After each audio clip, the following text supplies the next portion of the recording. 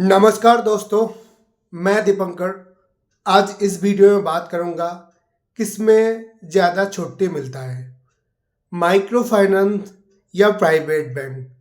तो दोस्तों, ये बहुत ही बेसिक क्वेश्चन है, लेकिन मेरे को लगता है कि ये जो क्वेश्चन है ना, ये बहुत सारे फ्रेशर के मन में है। और मेरे को क्यों ये लगा, क्योंकि कुछ देर पहले ही मेरे वीडियो में कमेंट आया कि सर, अगर मैं प्राइवेट बैंक में ज्वाइन करूंगा तो मेरे को छुट्टी सही से मिलेगा कि नहीं। और बहुत सारे बच्चे जो भी हैं, माइक्रो फाइनेंस में ज्वाइन करने से पहले पूछता है कि सर, ये कंपनी में छुट्टी कितना मिलता है या माइक्रो फाइनेंस में छुट्टी कितना मिलता है। तो वही आज इस वीडियो में डिस्कस करेंगे। कई बार बहुत बेसिक चीज़ भी जो है डिस्कस करना बहुत ही अच्छा रहता है, ताकि कॉन्सेप्ट को क्लियर हो जाए। और मैं दीपंकर, मैं बेसिकली फाइनेंस रिलेटेड कंटेंट बनाता हूँ और नया नया फाइनेंस रिलेटेड वैकेंसी का भी वीडियो डालता हूँ। तो जो लोग मेरे चैनल पे पहली बार आए हो, फ्रेशर हो, फाइनेंस में अपना करियर शुरू करना चाहते हो, आप प्लीज़ मेरे चैनल को लाइक, सब्सक्राइब, कमेंट करके शेयर करके रख दीजिएगा, ताकि इसके बाद जो भी मैं वीडियो डालूँ उसका नोटिफिकेशन आपके पास तुरंत चला आए। जब भी आप कोई भी माइक्रो फाइनेंस कंपनी में ज्वाइन करते हो एंड प्राइवेट बैंक, दोनों का जो है बहुत ही रूल्स एंड रेगुलेशन अलग होता है।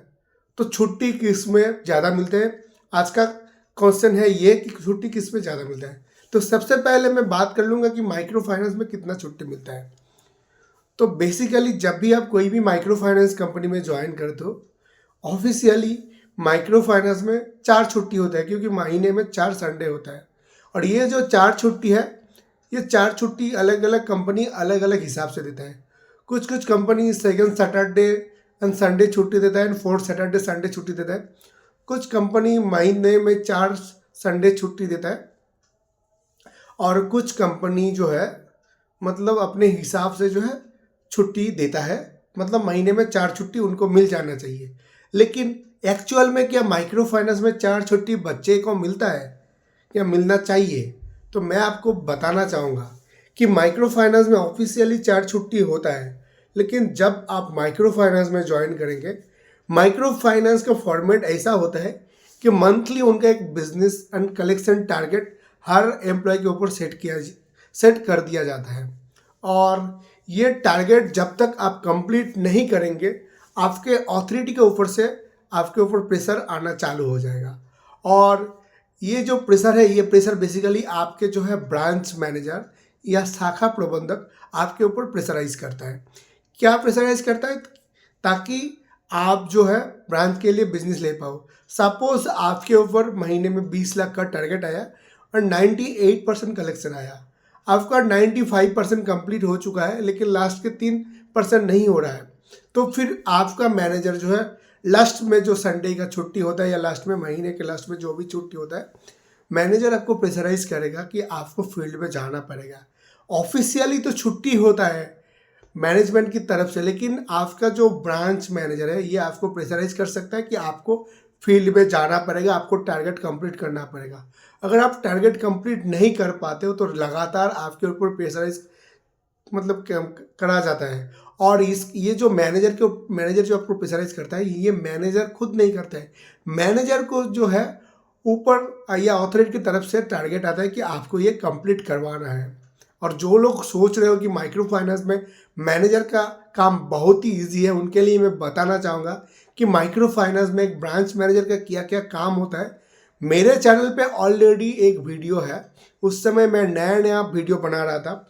अगर डिटेल्स नहीं समझ में आया है तो मैं बाद में कोशिश करूंगा और डिटेलिंग वीडियो बनाने के लिए। लेकिन आप लोगों को कमेंट करना है कि सर, माइक्रो फाइनेंस में ब्रांच मैनेजर का क्या क्या ड्यूटी होना चाहिए या ड्यूटी होता है, उसके लिए वीडियो चाहिए। अगर बहुत सारा कमेंट मेरे वीडियो में आता है, मैं फिर से एक नया वीडियो आप लोगों के लिए बना दूंगा। तो ये जो मैनेजर आपको प्रेशराइज करता है कि आपको बिजनेस करना पड़ेगा या जाना पड़ेगा, मजबूरी में कभी कभी आपको फील्ड में जाना पड़ता है। तो एक्चुअल में ऑफिशियली तो 4 छुट्टी होता है, लेकिन कई बार आपको 2 छुट्टी मिलता है, 2 छुट्टी नहीं मिलता है। और टारगेट ऐसे सेट किया जाता है कि बहुत ही इजीली ये टारगेट आपका कंप्लीट नहीं होगा। तो क्या होता है, मैक्सिमम टाइम आपका जो है छुट्टी मिस हो जाता है। लेकिन जब आप कंपनी में पुराना हो जाएंगे, आपको पूरा काम का नॉलेज हो जाता है, फील्ड का नॉलेज हो जाता है, कैसे बिजनेस करना होगा ये पता चल जाता है, फिर आपको 4 की जगह 6 छुट्टी मिल जाएगा। क्योंकि कंपनी का एक ही कंसर्न है कि आपको जो टारगेट दिया गया है ये टारगेट आप कंप्लीट करो। और यही चीज़ बेसिकली फ्रेशर लोग नहीं समझते। उनको लगता है कि माइक्रो फाइनेंस कंपनी उनको ज़बरदस्ती 12-14 घंटा काम करवाना चाहता है। एक्चुअल में कोई माइक्रो फाइनेंस कंपनी नहीं बोलता कि आप 10 बजे तक फील्ड में जाके काम करो। आप अपना काम कंप्लीट नहीं कर पा रहे हो, ये आपके फॉल्ट है, कंपनी का कोई फॉल्ट नहीं है। और आपसे अगर नहीं होता है तो आप छोड़ दो, आपकी जगह में दूसरे आदमी आके वो काम कर लेगा। कोई ना कोई आदमी तो कर रहा है ना ये जॉब। तो बेसिकली माइक्रो फाइनेंस कंपनी में भी 4 छुट्टी मिलता है, लेकिन ये तो आपके ऊपर डिपेंड करता है कि आप कैसे मैनेज कर पाओगे।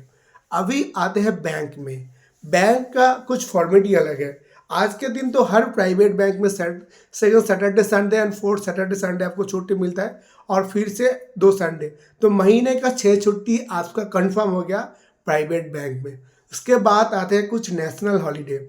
नेशनल हॉलीडे जैसे मैं बताना चाहूँगा, कुछ गांधी जयंती हो गया, उसके बाद 15 अगस्त हो गया।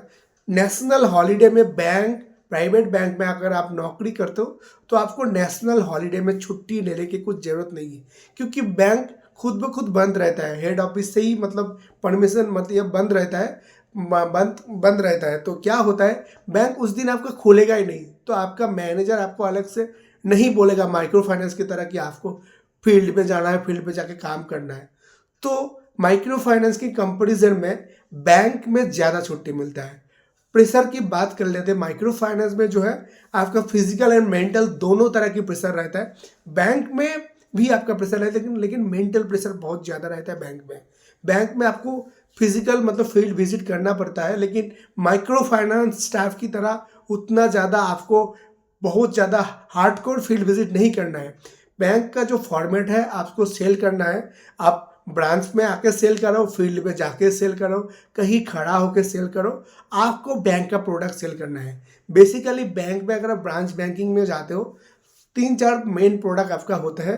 वो होता है आपके करंट अकाउंट, सेविंग्स अकाउंट, उसके बाद आपका हो जाता है फिक्स डिपॉजिट, आपका लोन, ये आपका इंश्योरेंस। ये जो है मेन प्रोडक्ट है। ये प्रोडक्ट आपको जो है बैंक की तरफ से टारगेट सेटअप कर दिया जाता है। और बैंक बेसिकली हर दिन आपको टारगेट सेटअप करता है। जब आप ब्रांच में ज्वाइन करते हो, ज्वाइन करना या जो मतलब ब्रांच में घुसने के बाद सुबह आपको ब्रांच में एक टारगेट दिया जाता है। उसी टारगेट के हिसाब से काम आपको करना पड़ेगा।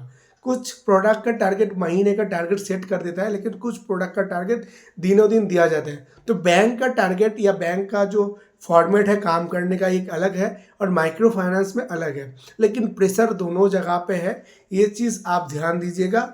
और छुट्टी की बात करते हैं तो मेरे को लगता है कि माइक्रो फाइनेंस से ज़्यादा आपको प्राइवेट बैंक में छुट्टी मिलेगा।